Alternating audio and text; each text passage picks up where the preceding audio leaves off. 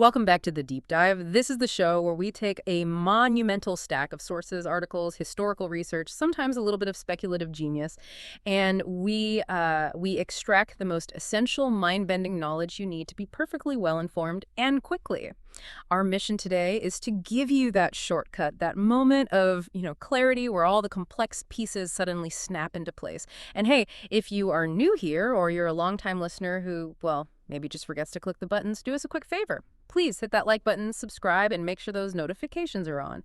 It genuinely helps us keep bringing you these deep audio-based explorations. Okay, so who are we diving into today?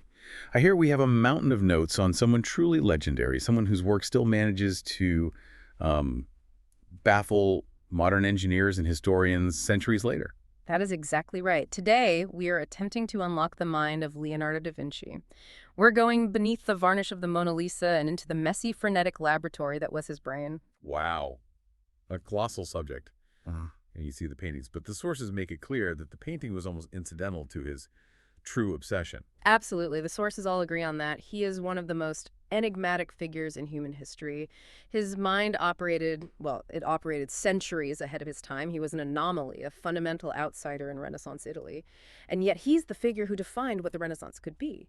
So our mission is to unpack these sources and understand not just what he drew, but why he was an outsider, how his revolutionary, almost obsessive methods of observation changed the game for art and science, and what mysteries surround the staggering amount of work he either never finished or, perhaps even more fascinatingly, intentionally lost or sealed away.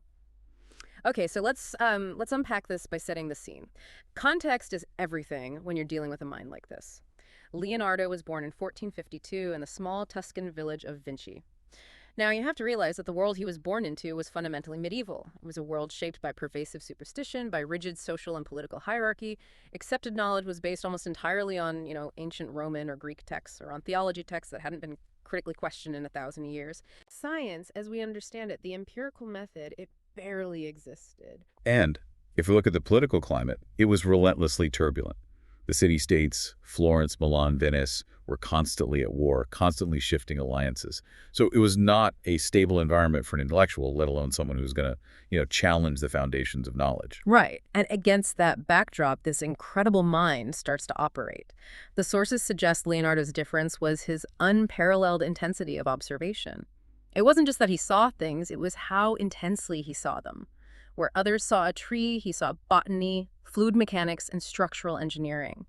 Where others accepted gravity, he wanted to know the exact mathematical rules governing the trajectory of a falling object. He didn't just question what others accepted, he systematically dissected the ordinary until it revealed its deepest secrets. So his curiosity wasn't just a charming trait.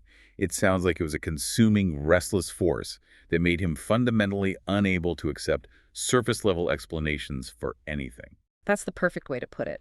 The source material describes it as a consuming force, and this force pushed him into fields that, frankly, nobody was combining at the time. I mean, we're talking about someone who pursued art, engineering, anatomy, architecture, mathematics, geology, botany, optics, hydraulics, military science, and even speculative machinery.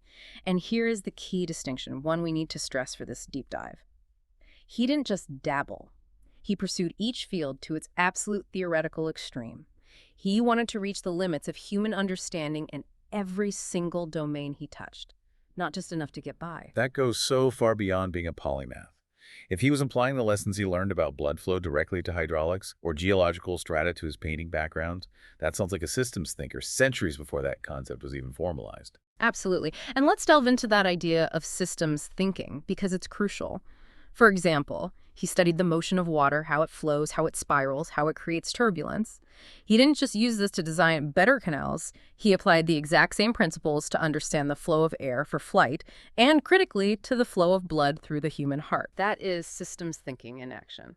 Understanding a fundamental natural rule and applying it across completely disparate fields. And the primary source material that proves this, the most direct doorway into that chaotic, restless mind, are the notebooks. We're talking about over 13,000 surviving pages, and that is just a fraction of the total. Scholars agree a massive, unknown quantity disappeared after his death. And these weren't neatly organized journals. The sources call them living laboratories. If you examine the pages, you see this complete chaos of genius. They are densely packed with highly structured scientific observation right next to crude, quick sketches, next to philosophical musings on the nature of light. We find sketches of machines that wouldn't be built for centuries, things like detailed flying devices, armored vehicles that look like precursors to modern tanks, and concepts like the aerial screw, which is it's essentially a blueprint for a helicopter. You also see rotating bridges, elaborate hydraulic pumps, and even automated drums designed to play different rhythms during military parades. What's so fascinating there is that the sheer volume, coupled with the lack of organization, truly illustrates a mind that just refused to shut down. He'd be designing a siege machine, then jot down a reflection on the nature of color, then, list ingredients for dinner. That fluidity of thought is astonishing. It is. He treated the very act of thinking, the recording of data, like a craft in and of itself. And this brings us to one of the most immediate mysteries of the notebooks, something everyone knows about, but few understand the nuance of: the mirror writing. He wrote everything in reverse script from right to left, requiring a mirror to read it easily. The common interpretation, the romantic one, is that he did it purely to hide his radical work from the church or rival engineers. But the source material gives us a much more pragmatic and layered view. I remember reading that the simpler explanation was purely physical, Yeah. right? That it was just easier for him as a left-hander. That's the first scholarly speculation, and it's very compelling. Writing normally, a left-handed person using the quill and wet ink of the time would inevitably smudge the ink as their hand moved across the page from left to right. Writing backward, or in mirror script, physically prevented that smudging. It was an efficiency hack. But this doesn't explain why he continued the script even when writing on dry medium or when using pencils or chalk, which wouldn't smudge. This is where the second layer of speculation comes in. It suggests there was some sort of intellectual compulsion or even a cryptographic interest as well. Exactly. The sources suggest yes. He may have used it, as we said, as a privacy technique to deter casual readers. A courtier walking by would glance at the pages, see only scribbles, and quickly look away. But there's a deeper scholarly thought. The act of reversing the script might have been an intellectual exercise, a way for his mind to process information differently, perhaps even connecting to some of his interests in optics and reflection. That's a great nuance. So it starts as a pragmatic solution to a physical problem, but over time it becomes an integral part of his intellectual process, a personal code. Precisely. Regardless of the precise motivation, the sources stress that the effect was the same. Leonardo encoded his world in a form that felt intensely secretive, intensely personal, and ultimately protected. It created a layer of distance between his inner genius and the external, often hostile world. Now let's transition from that raw curiosity to the crucible, where that curiosity was forged into a professional, commercially viable skill set, his early education in Florence. Around the age of 14, Leonardo was apprenticed to Andrea del Verrocchio. Verrocchio was a powerhouse, one of the leading artists, sculptors, and metallurgists of his time. This was not a soft apprenticeship. This was crucial because it taught Leonardo far more than just how to hold a brush. So it wasn't just an art studio, it was essentially a high-end diversified manufacturing and design firm. That's a perfect description. Under Verrocchio, Leonardo learned painting, metalworking, casting complex bronze statues, sculpture, drafting, hydraulics, and mechanics. He was immersed in an environment where the boundaries between fine art and hard craft simply didn't exist. The sources confirmed this was the reality of the Renaissance. Artists were often engineers by necessity. When a wealthy patron, or the city government, needed a massive bronze equestrian statue, like the one Verrocchio worked on, they needed an engineer to figure out the complex casting, the metallurgy, the hoisting mechanisms.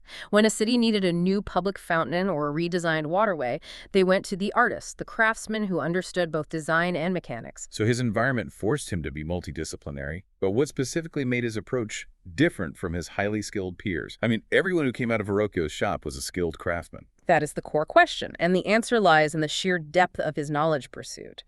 Most of his peers, as brilliant as they were, and they were brilliant mastered technique to fulfill commissions, they learned enough anatomy to paint a convincing figure or enough mechanics to build a pulley system for a sculpture. Leonardo, however, pursued knowledge systematically and relentlessly.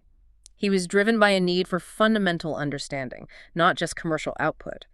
The sources give such vivid examples of this unique drive.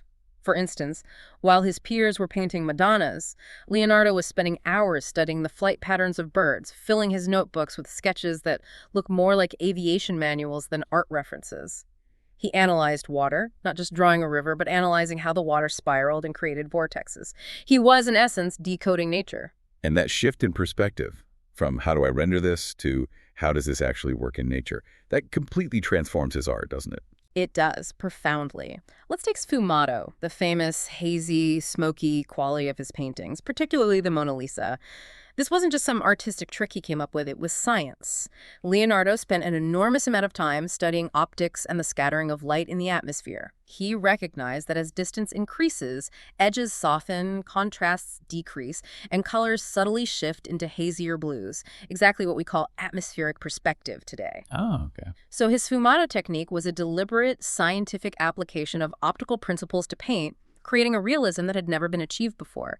Every painting he made was a laboratory. Now, this scientific obsession leads directly to the inevitable frustrating consequence of his career, the unfinished works. Leonardo was notoriously slow, incredibly slow, and patrons complained constantly about his delays. If he was so brilliant, why couldn't he manage his time or meet deadlines?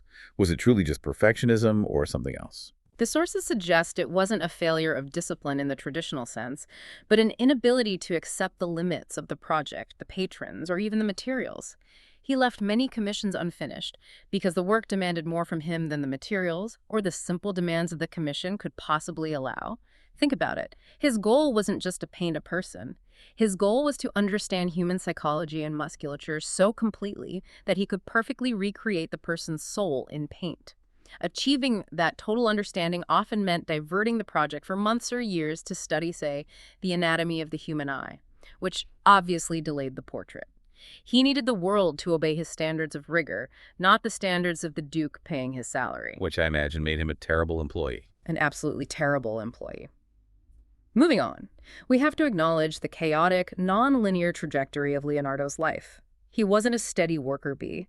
His biography is filled with sudden changes, unexplained absences, and fleeing cities due to political upheaval. One of the most decisive and revealing chapters of this chaotic life was his time in Milan under Ludovico Sforza, the Duke of Milan. Leonardo arrived in Milan around 1482, not just as an artist, but with a calculated, brilliant move that proved his keen political understanding. He essentially used the traditional role of artist as camouflage for his true identity as a cutting-edge military strategist, right? Yeah. That's what I've read. Exactly. He arrived as a self-proclaimed military engineer.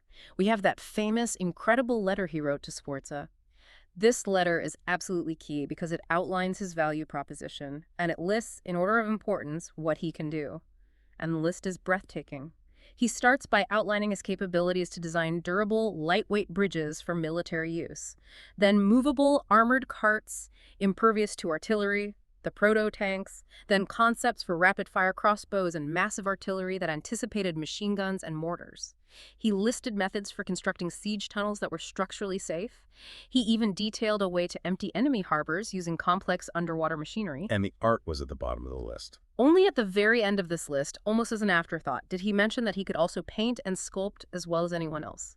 Art was the pretext, the socially acceptable entry point. But his true goal was to secure political entrance and funding for his scientific and mechanical explorations. He understood that in a world controlled by warlords and kings, raw, applied knowledge was power. That is a stunning piece of realpolitik. He knew he couldn't just arrive and say, I want to study anatomy and fluid dynamics. He had to deliver actionable military power first. Right. What details do the sources give about those prophetic military designs? Well, the sources emphasize their prophetic nature, particularly the armored vehicle. Imagine a giant, circular turtle shell made of protective pleating, driven by a complex system of internal cranks and gears operated by men inside. It featured small cannons protruding from all sides, offering 360-degree firepower. That's a tank. He literally designed a tank. He did. And crucially, this wasn't just a fantasy drawing. Leonardo designed it with a sophisticated system of internal gears and shafts that, while powered by men, utilized rudimentary physics to maximize its slow, terrifying movement. The design confirmed his understanding of mechanics was centuries ahead. He wasn't predicting tanks accidentally. He was methodically designing an entirely new kind of warfare based on protection and mobility. Now, here's the contrast. This same period under Sforza produced one of the most revered artistic masterpieces in history, The Last Supper. And even this painting, you have to understand, was an engineering experiment. It connects directly back to his obsessive need to innovate. The traditional method for a large mural like this was durable fresco, painting quickly onto wet plaster.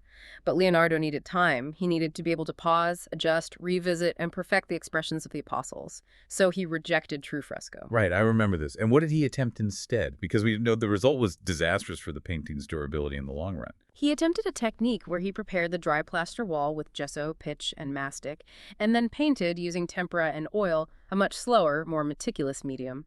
This allowed him the compositional brilliance we recognize, where he captures that exact chaotic moment of human reaction after Christ announces his betrayal. But the physical cost was immediate and long-term. Oil and tempera on dry plaster simply cannot endure the humidity of Milan. Almost immediately, the painting began to flake and deteriorate. The sources stress that he was always willing to sacrifice durability for innovation. The preservation of the object was secondary to the exploration of the technique. He needed that freedom to explore, even if it meant the work would physically decay faster. That pattern prioritizing breakthrough over preservation is such a recurring theme with him.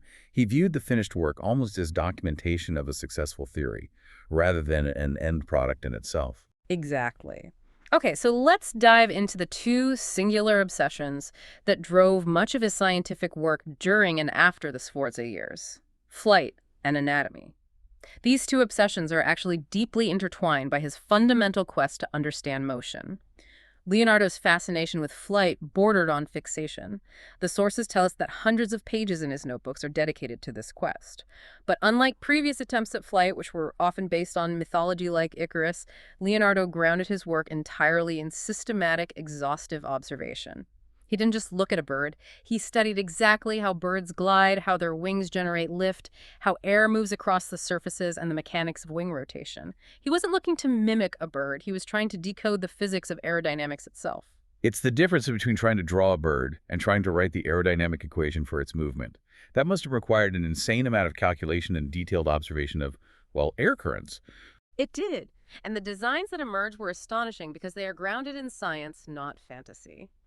We see detailed drawings of the ornithopter, a machine meant to fly by flapping wings, mimicking a bird's mechanism. We see the aerial screw, which used a helix shape to compress air for vertical ascent, a true precursor to the helicopter propeller. We also see designs for parachutes and gliders. Now, here's the truly compelling part, as confirmed by modern engineering reviews. While none of his flight machines succeeded in his lifetime, because Renaissance materials like wood and leather were just too heavy and weak, the fundamental mechanics were correct. He was designing machines that were theoretically functional, confirming he was predicting the future of aviation, not just imagining it. Now, what ties flight and engineering together with art is his equally groundbreaking work in anatomy. To fully understand flight, he needed to understand how the wing moved.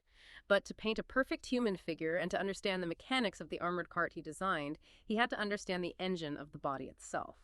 And this led him down an incredibly dark, dangerous, and controversial path. The sources confirm he dissected over 30 human bodies. Some estimates go even higher. This was an act that was strictly illegal under the church and deeply frowned upon socially in the 1400s and early 1500s. Wait, 30 bodies in the 1400s. We need to sit on that for a second. That speaks not just to intellectual curiosity, but to immense personal risk. What was the process like, and what danger was he actually facing? The danger was severe excommunication and potentially execution or imprisonment for violating religious and legal prohibitions against tampering with the dead. The process itself was secretive and grueling.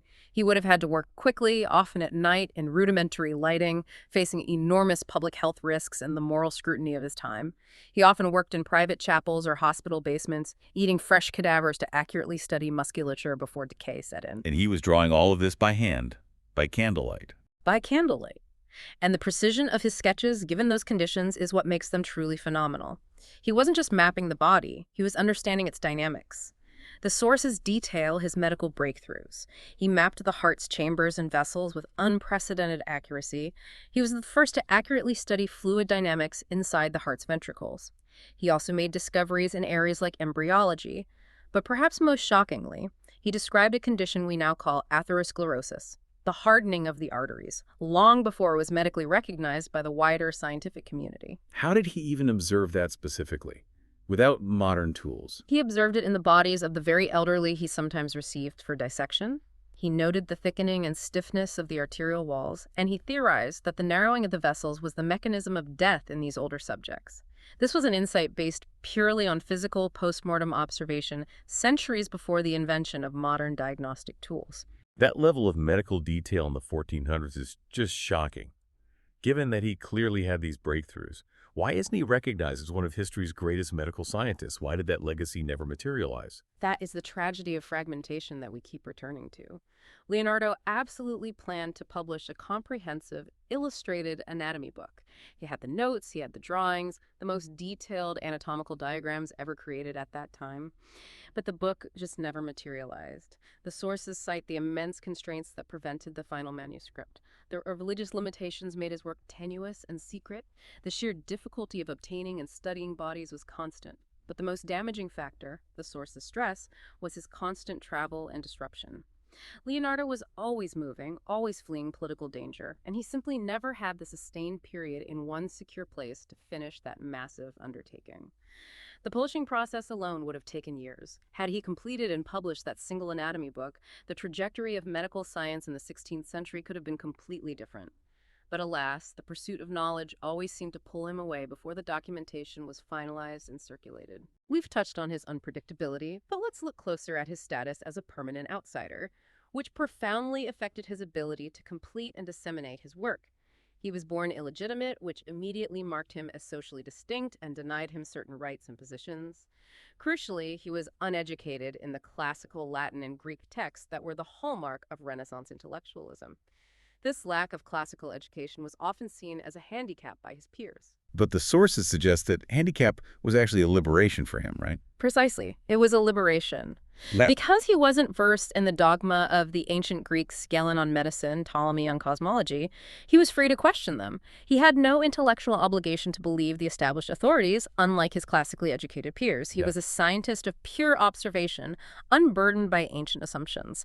However, this combination of illegitimacy, political instability, and personal secrecy made him a cautious operator. He was rumored to be reclusive, highly introverted, and very private regarding his personal relationships. He had to move through society cautiously, especially given the constant political upheaval and the dangers of his anatomical work. And this outsider status fuels the most enduring mystery, the missing pages and the hidden knowledge. The sources are absolutely clear. Many pages of his notebooks are missing, scattered by careless collectors, destroyed by time, or, the most intriguing possibility, intentionally removed or sealed away. Okay, let's dive into the core speculation here, because this is where it gets really interesting. What do these missing pages supposedly contain? What are the biggest pieces of speculation regarding the blueprints he chose not to share? The speculation is vast, but the sources narrow it down to two critical areas.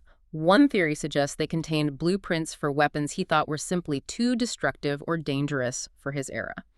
We're talking prototypes that went beyond the armored car, perhaps advanced explosives or guided mechanisms that were simply too powerful for the unstable political landscape of Italy. The second area focuses on revolutionary scientific concepts that directly challenge the political or religious orthodoxy of the time. We hear persistent theories about his work on lenses and optics, that he may have designed and understood the principles necessary to build modern telescopes and microscopes. Imagine the power of giving man a view into the macrocosm and microcosm centuries early. He was obsessed with the eye and light. If he had perfected these designs, he would have been able to challenge the accepted cosmology on a fundamental level. And then there are his embryology drawings. His documentation of human fetus development, captured in painstaking detail, was so accurate that it remained essentially unmatched until the advent of photography and modern medical illustration. That was deeply controversial knowledge in a time when the church dictated the development of the soul and the body. If he had this knowledge, like the embryology or the sophisticated optics, why hide it? Was the risk of heresy really that high, even for a mind as famous as his? Or was there a more sort of philosophical motivation? That is the crux of the matter, and the sources offer two compelling, unverified possibilities. One is indeed the fear of heresy. Presenting scientific facts that contradicted literal interpretations of religious teachings, especially regarding the creation and development of life, was literally life-threatening. Giordano Bruno was burned at the stake for his scientific views just 80 years later. Leonardo was cautious. The other possibility, which I find more profound, is that Leonardo understood how dangerous new disruptive knowledge could be in the wrong hands. He may have self-censored, realizing that the world was simply not mature enough to handle the kind of power his inventions represented, whether it was destructive military power or paradigm-shifting scientific knowledge. And of course, the secrecy, the mirror writing, the missing documents, the unexplained absences fuels endless speculative conspiracies. We hear about hidden messages in the Mona Lisa's background. We hear claims that his more destabilizing inventions were intentionally suppressed by authorities who recognize their potential to upend society. There are even theories linking him to various esoteric secret societies because of his fascination with mathematical mysticism and coded writing. While none of this can be verified, Leonardo was undeniably secretive, and that secrecy, that intellectual void, invites endless interpretation. Finally, we should briefly touch on his struggles in Rome under Giuliano de' Medici. After his chaotic period in Milan, he found himself in Rome, surrounded by intellectual giants, Raphael and Michelangelo, who were younger, faster, and more politically favored. He was competing with a new generation that focused purely on artistic output, and they were brilliant at it. That must have been incredibly frustrating for a systems thinker like Leonardo. It was. The sources say he felt isolated there. He struggled to compete with the sheer output of these younger artists, who could deliver a finished masterpiece in the time it took him to start a preparatory study. Political pressures limited his freedom to experiment with human anatomy, which was curtailed by the papal authorities. So what did he do? He retreated into pure mechanics. During this time, he focused on experiments on optics and designed machines powered by water and complex gear systems. He was anticipating automation and mass production centuries before the Industrial Revolution. These designs, reconstructed today, confirm he was dreaming of mechanical tools that the world was entirely unready for, perhaps creating a new internal laboratory because the external world wouldn't accommodate him. The arc of his life concluded with a move to France. Near the end, Leonardo accepted an invitation from King Francis I. And Francis, I truly admired him, not just as a painter, but as a sage, a walking library of knowledge. He was essentially paying him to just be Leonardo. He spent his final years in relative comfort and honor, overseeing designs, advising the king, and continuing his studies despite declining health, eventually passing away in 1519. And this brings us back to the great tragedy of his life and legacy: fragmentation. His intellectual world was scattered. His notebooks, instead of being compiled into a unified legacy, were divided, sold, misplaced, or simply sealed away by those who didn't understand the complex, multi-layered scientific and artistic breakthrough they held. This fragmentation is precisely what created the legend. He wasn't just a painter or an inventor, he was a mind that absolutely refused disciplinary boundaries. The sources state that his unfinished works are not signs of failure, they're evidence of a mind that moved so much faster than time itself, jumping ahead to the next theoretical problem before he could finish documenting the last one. So, the real lesson isn't just his technical genius in one field or another, but his ability to connect fields that nobody else saw together, right? He took anatomy to perfect painting and water flow principles to design flight mechanics. That connection is the core innovation. That is the ultimate takeaway. Leonardo reminds us that innovation doesn't come solely from deep specialization, but from the courage to explore everything, to chase curiosity wherever it leads, regardless of disciplinary boundaries. His notebooks, these messy, beautiful visions of the future, are the closest humanity has come to peering directly into the engine of genius. And so we leave you with this final provocative thought, something to mull over. The lost notebooks, those intentionally removed, accidentally scattered, or simply unfinished pages, whatever knowledge they contained, remain one of history's greatest intellectual mysteries. How many world-changing ideas, like the lenses or the sophisticated embryology drawings he hid, are still scattered across time, waiting for us to piece them together? Thank you for joining us on this very deep dive into a man who truly lived ahead of his time. Until next time.